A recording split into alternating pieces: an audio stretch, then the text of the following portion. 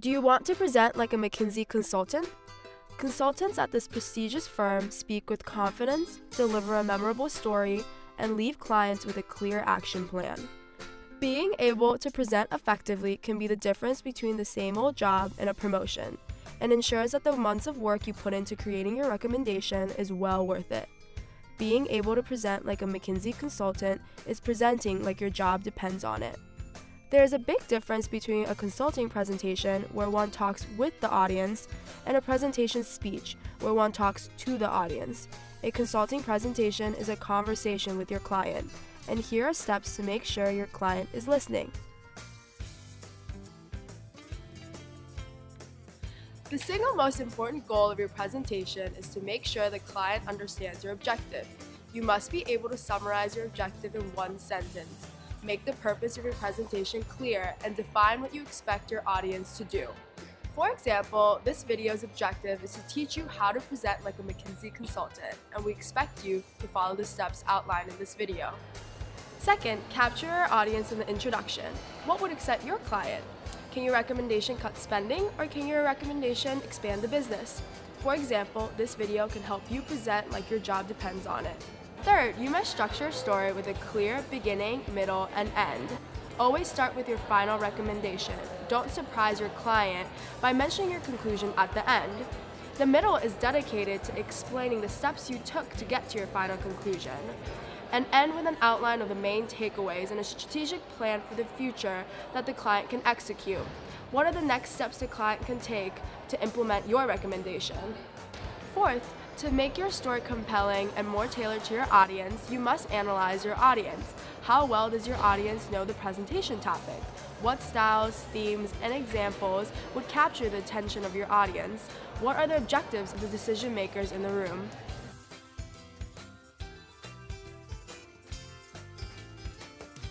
As important as the content are the visual aspects of the presentation. While PowerPoint is a very effective tool, do not bore your client with text-heavy slides. 1. Keep it simple. Only illustrate one idea per slide. 2. Have one slide in the introduction with headshots of each team member. That way, your client can put a name to the presenter. 3. Make sure to print out your slides for the audience to help your client follow along and take notes.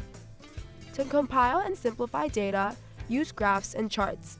Presenting raw data loses people's attention, but presenting very simplified data with unclear explanations isn't a good choice either.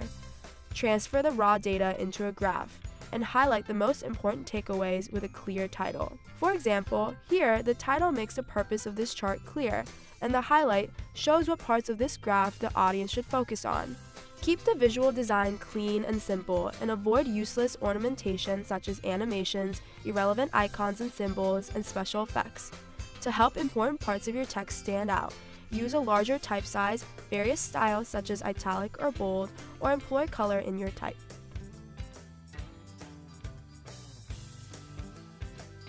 Now that your visuals match your content, it's time for your team to nail the delivery of the presentation. Start strong and finish strong. Place your strongest presenters first and last, and do not feel like everyone has to present, but make sure that the client knows that everyone worked on the project. For the question and answer section after the presentation, always begin by repeating the client's question with, "As I understand, you are asking about ... to show the client that you fully understand the question.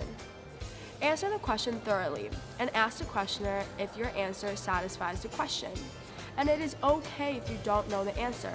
As a last resort, say, "I will get back to you after the presentation," and make sure to follow up after research. When someone asks a question during a presentation, never dismiss the question with a, "We will talk about it later in the presentation." This shuns the audience. Always tackle the question when it is being asked.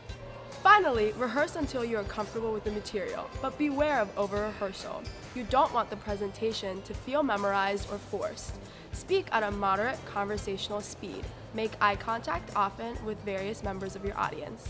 Remember, you are there to help your audience, and you will need the flexibility to respond to the direction that your client needs to move.